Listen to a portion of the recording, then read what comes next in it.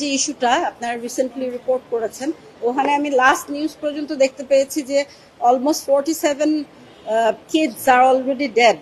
হ্যাঁ, তো এটা আমার মনে হচ্ছে যে এটা প্যান্ডামিক আকারে ছড়াতে পারে।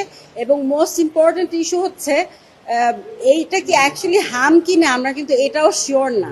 মানে বাচ্চাদের শরীরের যে ছবিগুলো আমি দেখতে পেলাম, এটা অ্যাকিউরেটলি হার্ম কিনা এটাও কিন্তু একটা ইনভেস্টিগেশনের ইস্যু রয়েছে। আমরা দেখতে পাচ্ছি যে লাস্ট 1.5 ইয়ার কোনো ধরনের কোনো ভ্যাকসিন প্রোভাইড করা হয়নি। আর এটা মারাত্মক একটা ইস্যু। বাচ্চারা মারা যাচ্ছে, বড়রা জ্বরে ভুগছে, এবং জ্বরটা কিন্তু খুবই সিরিয়াস। অনেক ডক্টরস বলছে যে এটা করোনারই একটা আপডেটেড ভার্সন হতে পারে। সো বাচ্চাদের ইস্যুটা আমার মনে হয় খুব সিরিয়াসলি দেখা উচিত। এবং এই কারণে আমি কোর্টের কাছে একটা ডিরেকশন চাচ্ছি, যাতে until and unless the matter is resolved regarding the vaccine issue, ততদিন যেন স্কুলের একটা সমসাময়িক বন্ধ দেওয়া হয়।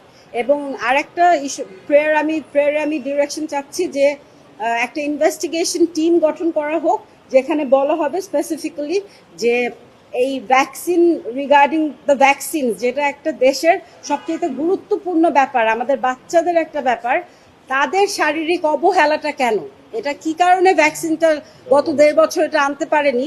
বিগত সময় আমরা দেখেছি সব সময় যে ওই যে আপনাদের সাইরেন বাজিয়ে বাজিয়ে টিকা দান করা কর্মসূচি হতো প্রতিটা এলাকায়, কিন্তু